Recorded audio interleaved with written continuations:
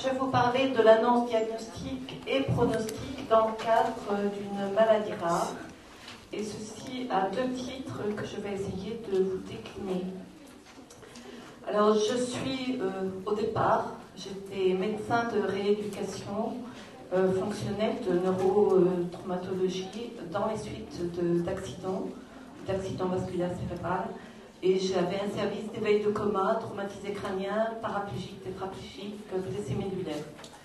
Donc il n'était pas question pour moi de faire un diagnostic, le diagnostic était évident, il était question de faire un pronostic et de pouvoir mettre en mots, dès que pour nous, équipe soignante, c'était possible, de mettre le pronostic en perspective pour la personne qui était atteinte, sachant que la majorité était de jeunes adultes ou des adolescents.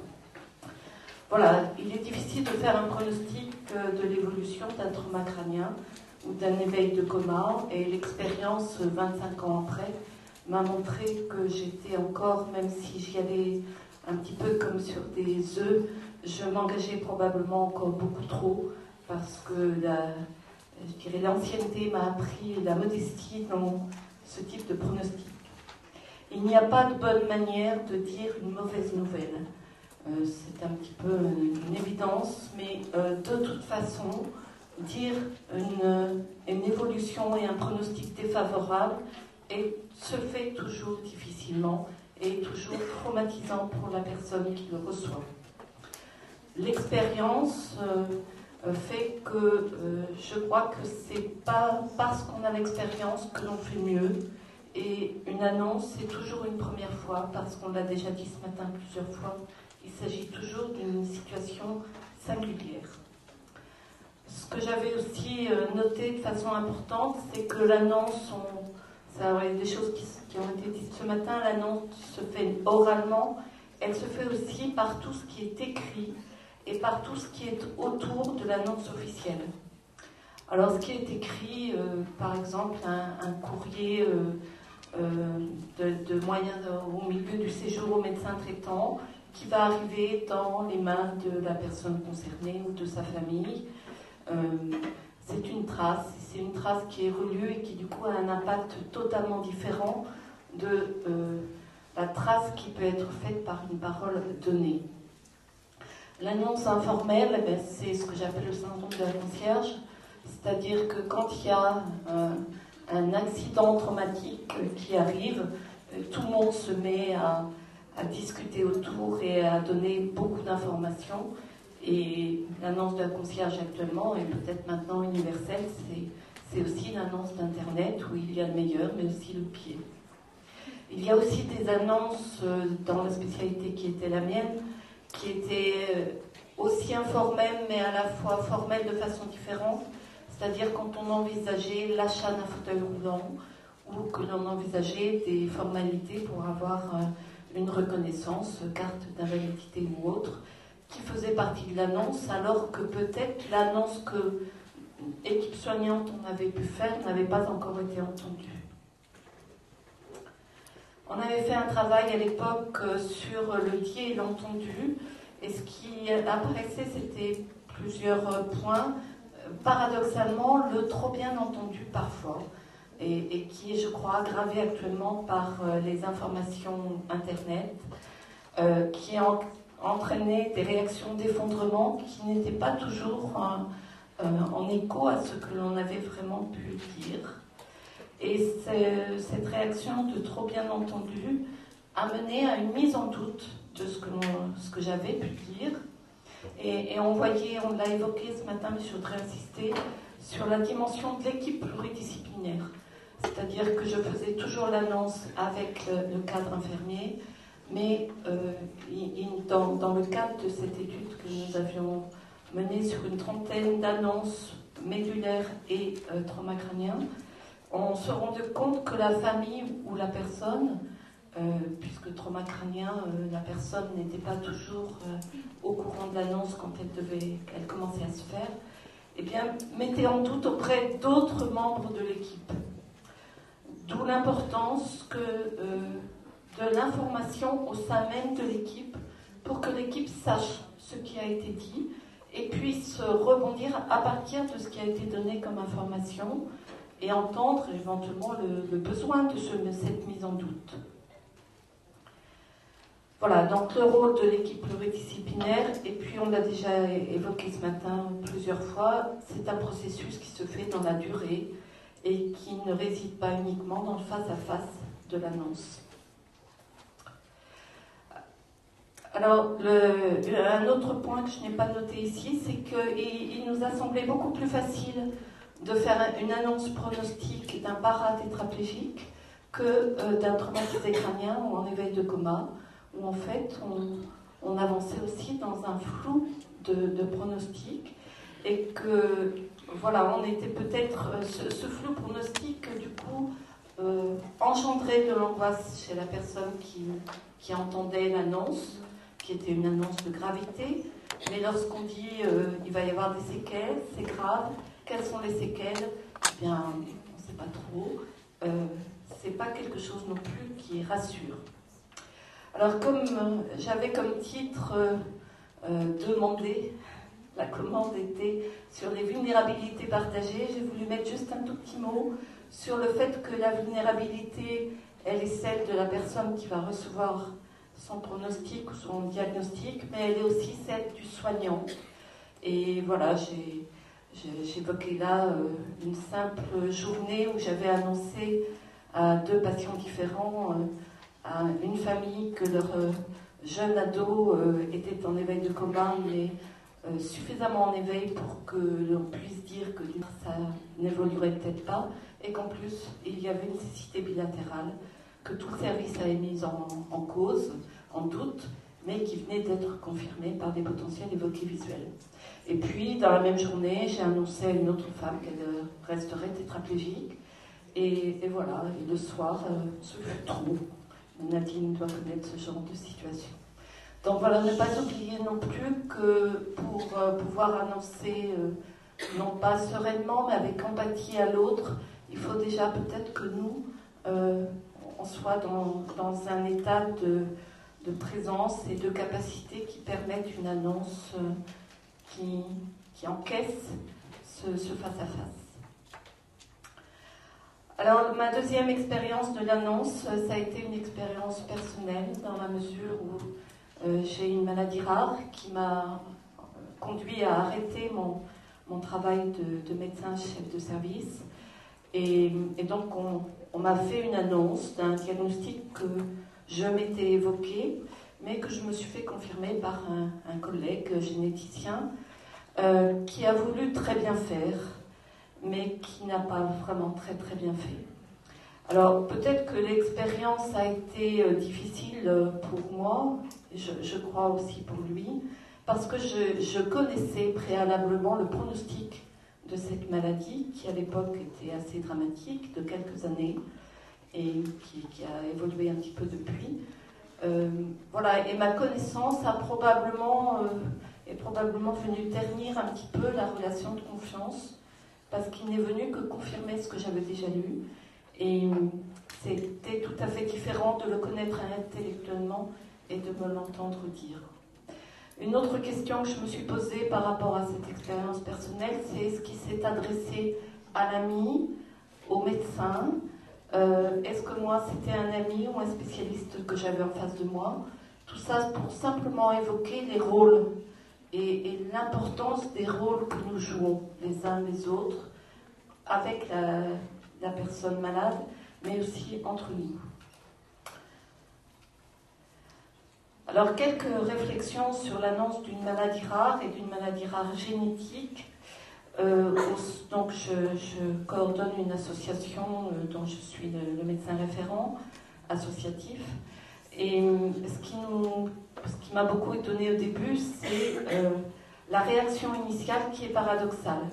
C'est-à-dire que les personnes se disent soulagées d'avoir un nom porté sur leur diagnostic et sur leur évolution clinique. Secondairement, il y a une réaction d'effondrement. Alors pourquoi cette réaction primaire, finalement, d'être presque rassurée? Peut-être en travaillant le terreau de l'annonce et de ce qui a précédé l'annonce, peut peut-être venir nous éclairer sur cette première réaction. Ce sont des patients qui ont une errance diagnostique qui peut aller jusqu'à 20 ans entre les premiers symptômes et le diagnostic posé. C'est une annonce qui va interroger la transmission, la filiation renversée, c'est-à-dire que l'on peut avoir des jeunes ou des enfants qui sont atteints, et parce qu'ils sont atteints, on va remonter pour finalement découvrir qu'un des parents a été touché. Il s'agit d'une maladie autosomique dominante. Donc si un enfant est touché, soit il s'agit d'une mutation spontanée, soit c'est qu'un des deux parents qui n'avait pas de symptomatologie grave a transmis la maladie.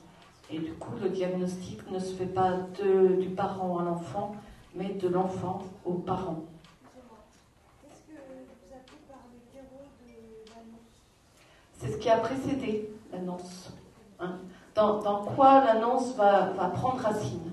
C'est pour ça que j'ai utilisé ce terme de terreau. Hein. Alors l'annonce va jouer aussi sur l'équilibre familial, et dont il va falloir prendre toute la dimension. L'épuisement du malade, le retentissement de la maladie. Tout ça, ce sont des facteurs qui font que quand on ne sait pas ce qu'on a et qu'il n'y a pas de diagnostic, c'est encore plus difficile de se battre. Alors, existe-t-il une spécificité de l'annonce du diagnostic d'une maladie rare et d'une maladie rare génétique ? J'ai fait une hypothèse qui progressivement se confirme de plus en plus, sachant qu'une maladie rare, c'est une maladie qui est inférieure à 1 sur 2000 naissances. C'est une maladie qui est mal connue, donc il y a une quête d'information sans médiation. Hein, c'est tout le problème de l'information par net, c'est qu'on reçoit tout d'un coup et que personne n'est là pour moduler, pour mettre des mots, pour expliquer qu'un pourcentage, c'est pas la situation d'une personne et qu'une personne est toujours singulière par rapport à une statistique qui, elle, est générale, et qu'en général, quand il y a une durée de vie, par exemple, moyenne qui est donnée, ça veut dire qu'on peut avoir une durée beaucoup plus courte et aussi qu'on peut avoir une durée beaucoup plus longue. Donc il ne faut pas prendre les choses uniquement comme une vérité personnelle et subjective. Voilà, tout ça, ça a besoin d'être expliqué, et je crois qu'il y a vraiment une vraie difficulté sur l'information délivrée par Internet. Maladie rare, mal connue, mal comprise, mal reconnue.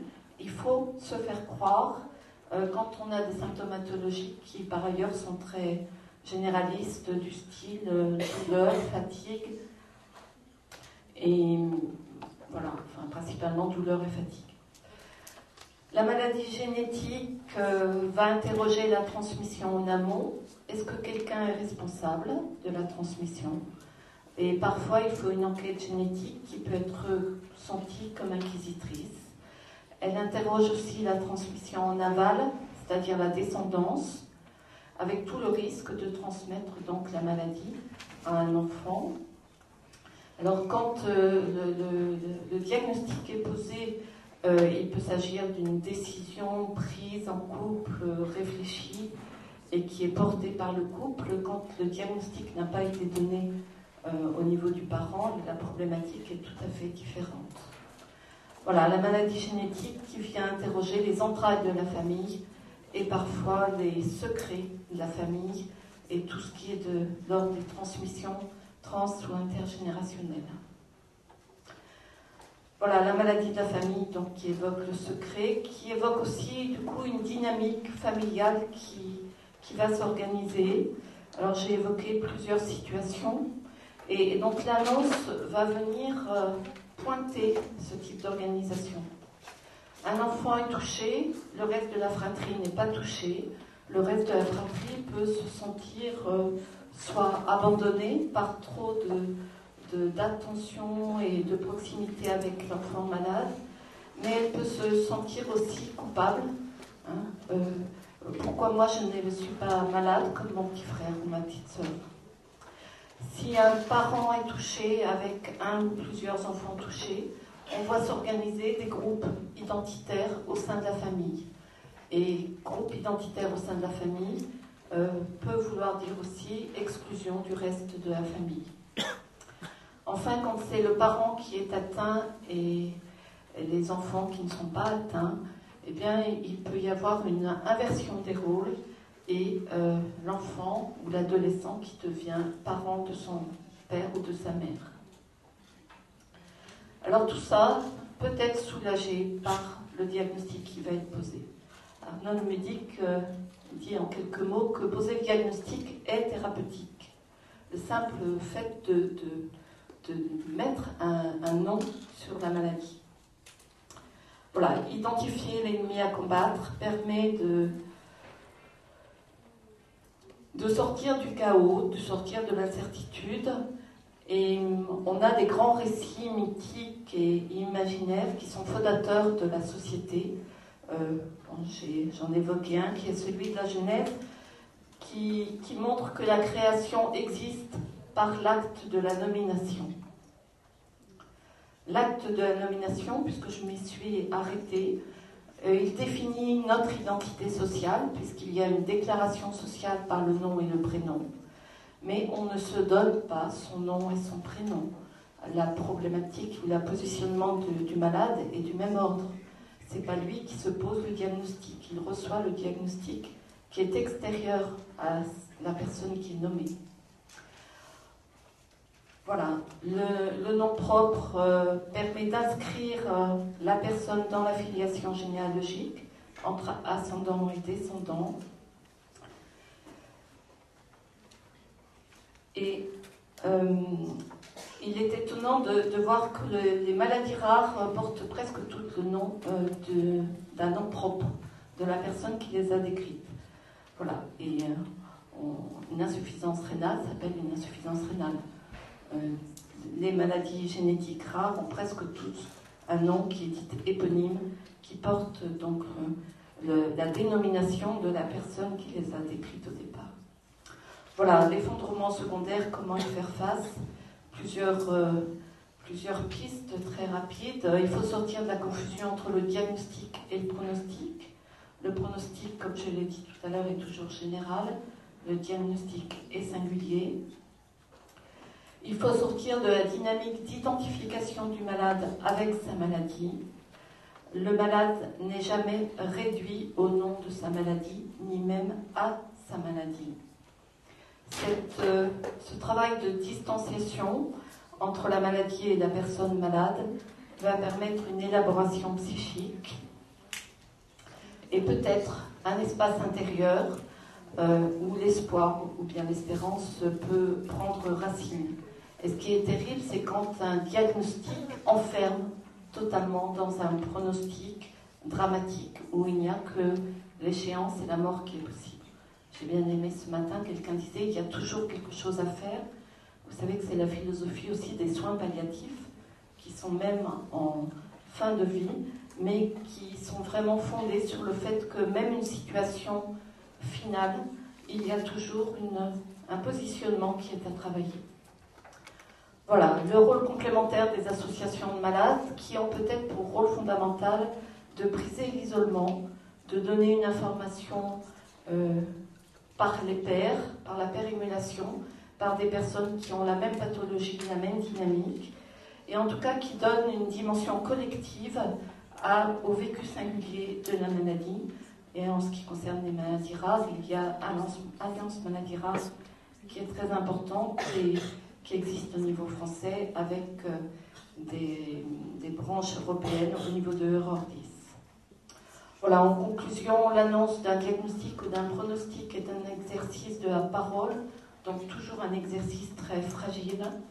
Ce n'est jamais acquis et je dirais qu'on ne sait jamais vraiment comment bien faire.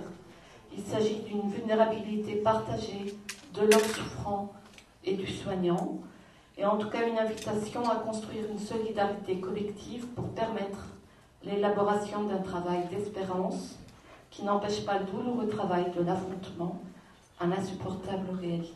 Je vous remercie.